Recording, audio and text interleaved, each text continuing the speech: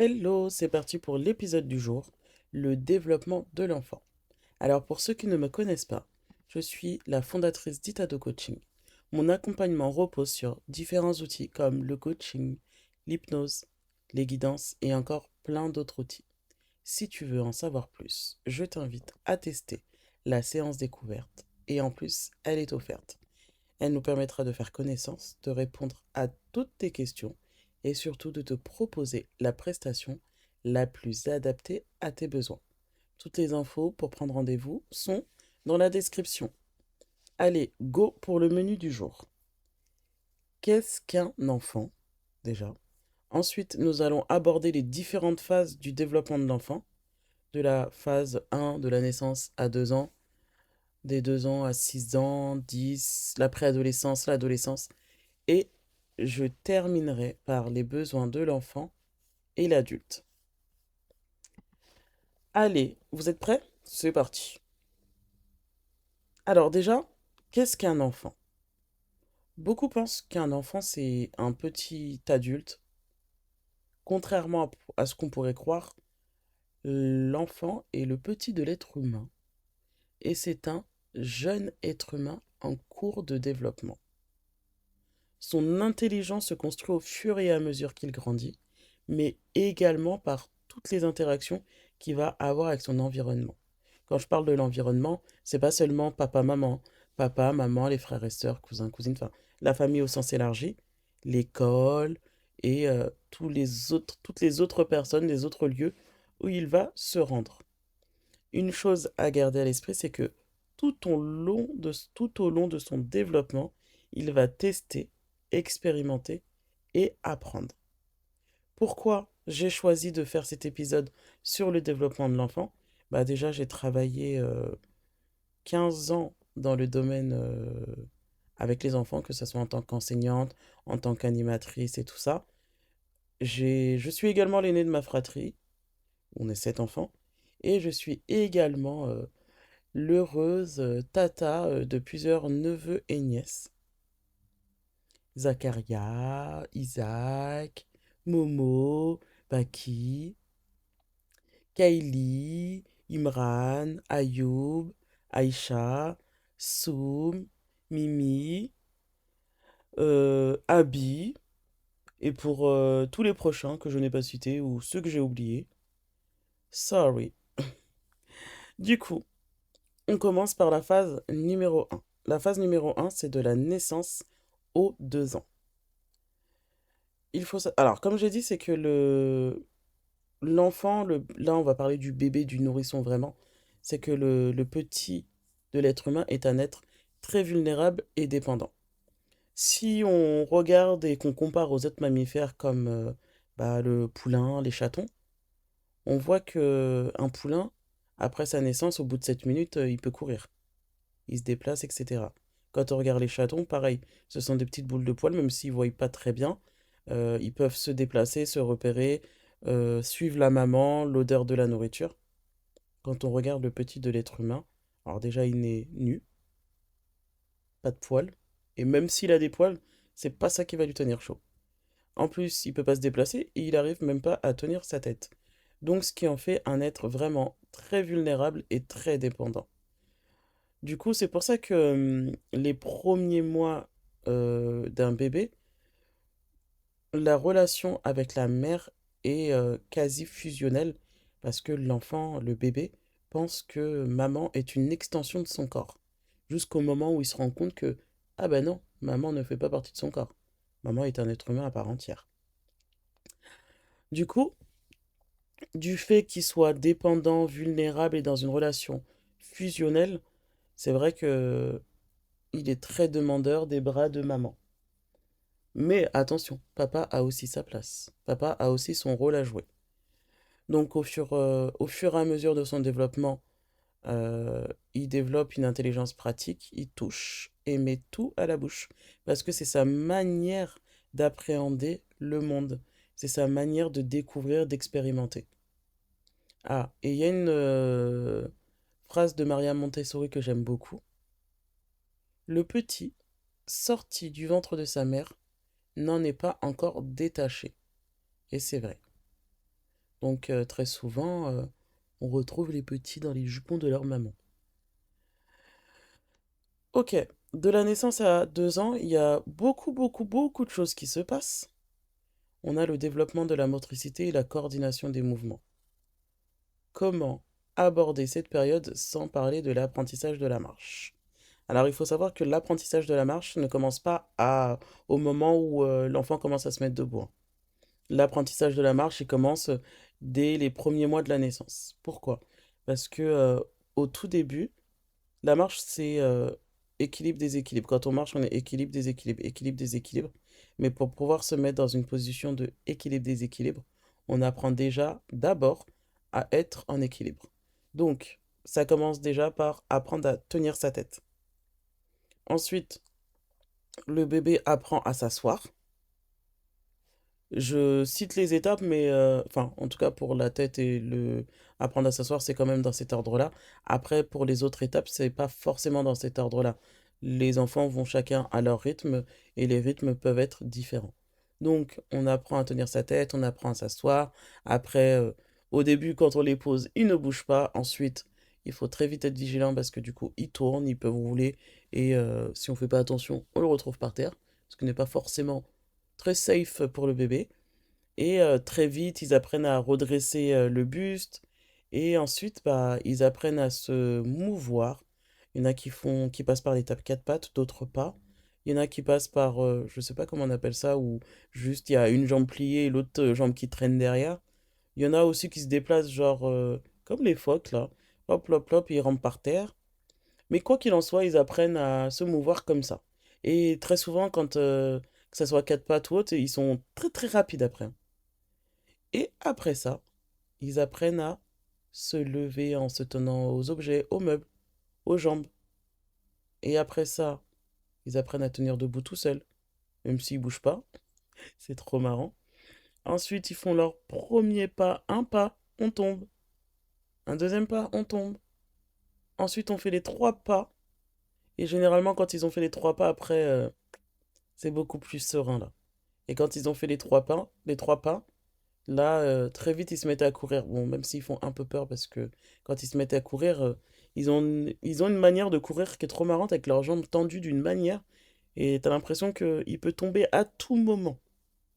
Mais bon, ça fait aussi partie du jeu. Donc, une fois que tout ça c'est fait, bon là, c'est le début d'une autre aventure parce que quand ils apprennent à marcher, là, ils vont explorer tous les placards. Que ce soit les placards, les tiroirs, et que je te sors les trucs, et que je... là-bas, là-bas, là-bas, là-bas, et que... Ouais, voilà, c'est vraiment... Là, on est dans Indiana Jones. Ensuite, on arrive à la phase d'opposition, que j'appelle la première crise d'adolescence. Vraiment, j'ai passé beaucoup de temps avec mon neveu-fils Ayoub, à ses 2 ans. Ça a été, comment dire, très sportif. Un après-midi après sa sieste, on est parti se promener. Il était très content. On sort, on arrive à côté d'un lampadaire, et je ne sais pas pourquoi, il s'accroche au lampadaire. Et je le regarde. Qu'est-ce que tu fais? Il répond pas. Allez, on y va. Non. Hein? Non. Ayoub, avance. Non. Et je l'ai regardé, je me suis dit, mais qu'est-ce qu'il a? Il est fou, c'est pas possible. Mais en fait, non, en fait, c'est... Non. C'est la période où ils apprennent à s'affirmer. C'est la période où ils construisent leur personnalité. Et même quand tu lui demandes s'il a faim, non. Mais tu lui donnes l'assiette, il mange. Du coup, c'est une période qui est quand même assez physique, hein, parce que c'est là où il y a les premiers caprices. Il y en a qu'on font avant, mais c'est là où ils sont l'âge de la rébellion et c'est fatigant. Vraiment, c'est fatigant. Fatigant pour l'avoir vécu, c'est fatigant. C'est là où tu vois les parents qui sont en train de ramasser leur enfant qui s'est mis par terre dans le centre commercial et qui veut pas avancer, qui se met à hurler. Et là, tu te dis, force, force, force, ça va bien se passer, ça va bien se passer. Ça va bien se passer, je vous assure. Ensuite, on passe à la phase 2, de 2 à 6 ans. C'est l'entrée dans la vie collective. Je précise de 2 à 6 ans parce que pour tous ceux qui sont nés après septembre, ils commencent l'école à 2 ans et demi. Donc, Là, c'est l'entrée dans la vie collective pour ceux qui n'ont pas eu de première expérience dans la vie collective, que ce soit en crèche, etc. Là, on est vraiment en immersion, hein. Apprentissage des normes, des valeurs de la société, là où on apprend à distinguer le bien du mal, on apprend aussi à partager assez difficilement au début, mais après ça vient. Bon, ça reste pas pour tout le monde, mais en tout cas, voilà. L'intention y est. Et c'est l'âge aussi où, c'est la période aussi où ils se rendent compte que, ah, il existe des filles et des garçons. Surtout pour ceux qui n'ont pas de frères et sœurs ou qui n'ont pas de frères et sœurs du sexe opposé. Surtout qu'en maternelle, le principe de mixité est appliqué. Donc les toilettes, tout le monde y va en même temps, en général. Et c'est là où ils se rendent compte, oh, je suis une fille, j'ai pas comme toi. Oh, je suis un garçon, j'ai un truc de plus que toi. C'est une période assez drôle. Voilà, c'est une période assez drôle et il pose pas mal de questions aussi. C'est vraiment le début des questionnements. Pourquoi? Pourquoi? Pourquoi? Pourquoi? Petite dédicace à Soumé Imran. Je pense que parmi mes neveux, ce sont ceux qui m'ont posé le plus de questions dans leur vie. Et j'avoue qu'à un moment, je répondais pourquoi? C'est quoi? Pourquoi? C'est Kinder Surprise. Je n'avais plus de force. Parce qu'en fait, derrière le pourquoi, il y avait une réponse, mais après la réponse, il y avait encore un pourquoi. Comme si le mot réponse n'existait pas dans leur vocabulaire. Est-ce que vous saviez que à 5 ans, une fille a 2 fois plus de vocabulaire qu'un garçon du même âge? Pour ceux qui ont des filles, bon courage. On passe à la phase 3, de 6 à 10 ans, qui correspond à la phase de l'enfance. Moi, c'est la période que je préfère parce que, en fait, quand on est dans cette période-là, ça y est, la rébellion, là, elle est finie, sauf en cas de tempérament spécifique. Euh, ouais, la rébellion est finie. La rébellion est finie. L'étape pipi, caca, toilette est finie aussi. Enfin, ils vont aux toilettes, mais tout seuls. Il n'y a plus besoin de demander toute la journée, tu veux faire caca, tu veux faire pipi. Ou de se dire, mince, j'ai oublié de l'envoyer aux toilettes et les accidents et les couches, tout ça, c'est fini, normalement. Du coup, on est vraiment là. En plus, ça y est, ils savent se laver tout seuls, ils savent manger tout seuls. Il n'y a pas besoin voilà, de lui mettre dans la bouche, etc. Et ils sont vraiment beaucoup plus autonomes. Et ils s'habillent tout seuls. C'est bien tout ça. C'est bien tout ça. Du coup, c'est vraiment la phase. Moi, c'est la phase que je préfère. Parce que du coup, ils sont encore enfants. Ils sont dans les explorations, les petites lubies, leurs petits passe-temps et tout ça. Mais ils sont aussi très curieux. Et du coup, c'est une période aussi où les structures mentales se développent de manière beaucoup plus approfondie. La preuve en est, c'est aussi la période où ils apprennent à mentir. Après, il y en a qui apprennent à mentir un peu plus tôt. Mais c'est la période où ils apprennent à mentir, le mensonge. Et en fait, pour pouvoir mentir, il faut déjà d'abord distinguer la vérité du mensonge et comprendre aussi. Il y a aussi, oui, cette période où ils peuvent commencer à comprendre les blagues, même s'ils savent pas trop les faire. Mais c'est cette période-là où ils comprennent. Il y a aussi des questionnements, mais c'est plus les questionnements de pourquoi, c'est quoi. C'est vraiment des questionnements beaucoup plus pertinents dans le sens où bah, ils vont poser des questions sur des choses qui les intéressent et ouais, ils sont curieux, assez partants pour pas mal de choses. Super intéressant. Les jeux de société, les activités manuelles. Enfin, il y a beaucoup de choses à faire à cet âge-là. Vraiment beaucoup, beaucoup de choses. Et c'est aussi la période où il y a les groupes de pairs. Les groupes de pairs, ce sont des groupes d'individus du même âge, enfin 2, 3 ans d'écart près. Mais c'est aussi, bah là, à l'école, ils font partie de leur bande, là, garçons, filles, etc. Et c'est surtout je trouve, une période charnière parce que c'est celle qui arrive avant la préadolescence. Donc on passe à la phase 4, de 10 à 14 ans, la préadolescence. Alors, c'est la période de transition avant l'adolescence où on se pose la question de est-ce que c'est un ado ou pas? Ou bah, on a aussi les premiers changements biologiques, les premiers bouleversements hormonaux et c'est surtout le début de la construction de leur identité. On avait la première crise d'adolescence à 2 ans. Là, je vous assure que c'est pas la même chose. Après, ils commencent pas tous au même âge. Ils commencent pas tous au même rythme. Très souvent, la puberté, les bouleversements hormonaux commencent très souvent. C'est d'abord chez les filles. Ensuite, c'est chez les garçons. Mais c'est d'abord chez les filles. Très vite, ça change très vite. Donc, 10-14 ans, c'est la préadolescence.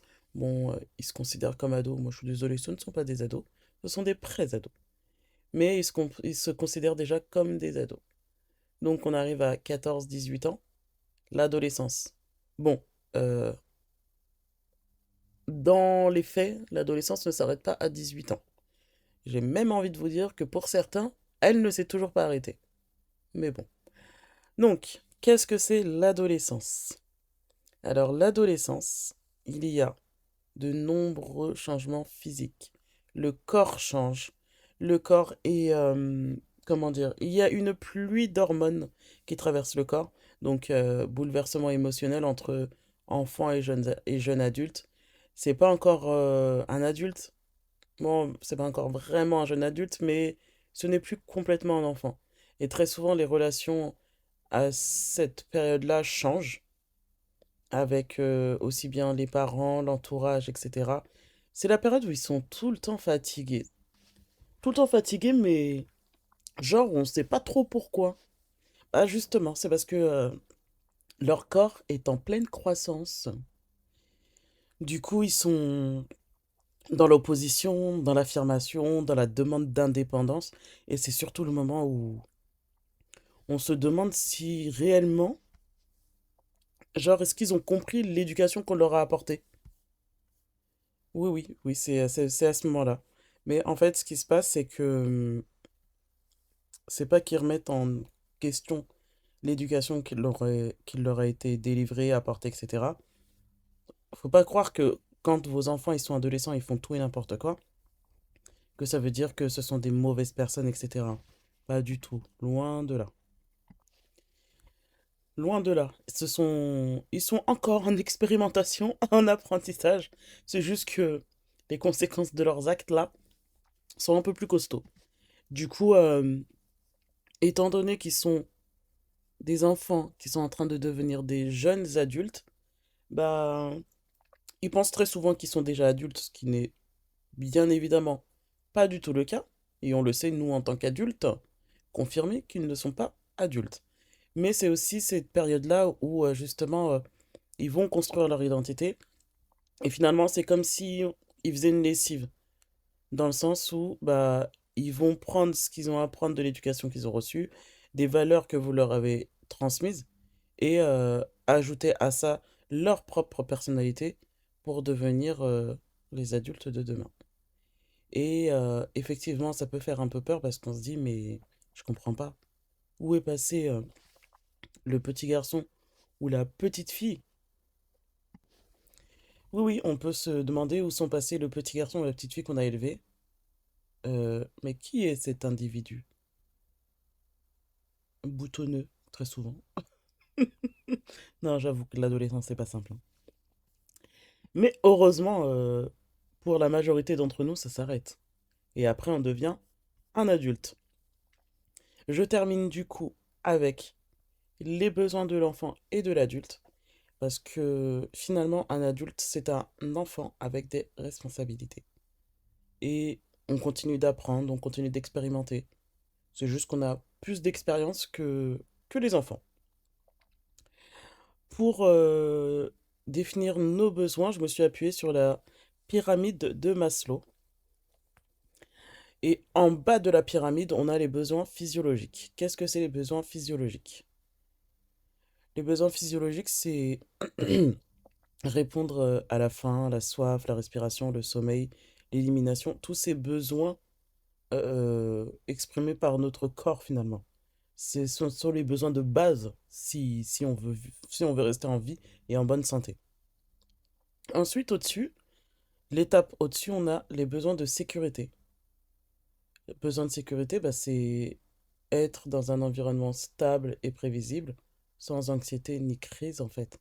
C'est se sentir en sécurité, se sentir protégé. Le fait de dormir dehors, dans la rue, et le fait de dormir dans un appartement, dans un lit au chaud, enfin que ce soit dans un appartement ou ailleurs, on se rend bien compte que la notion de sécurité n'est pas la même du tout.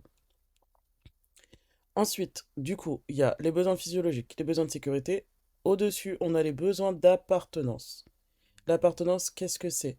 C'est le besoin d'amour, d'affection des autres, l'appartenance à un groupe, l'appartenance à un ensemble en fait de personnes.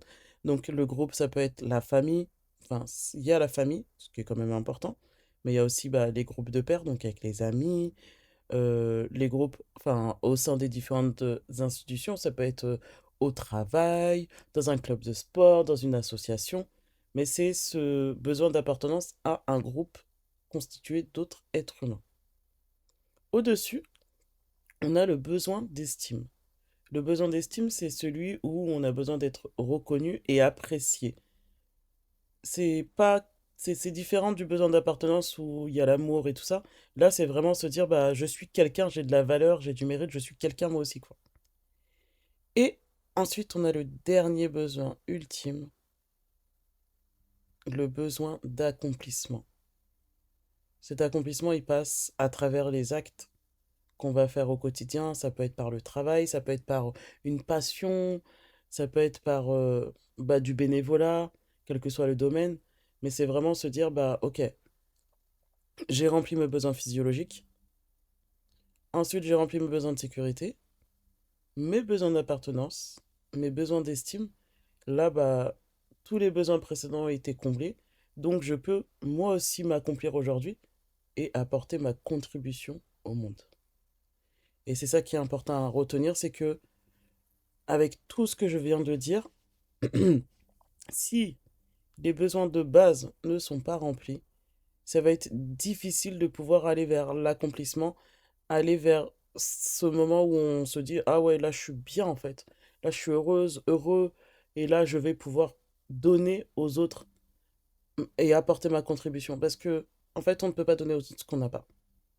Du coup, si ces besoins ne sont pas remplis, ça va être compliqué de pouvoir partager, donner, contribuer et être juste bien avec soi et bien avec les autres.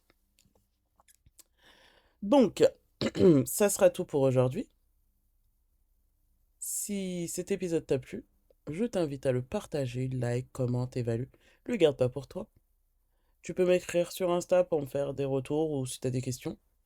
Et pour tester la séance découverte, si tu veux aller vers ton besoin d'accomplissement, tu as le lien en bas dans la description. Que la paix soit avec toi. Bye.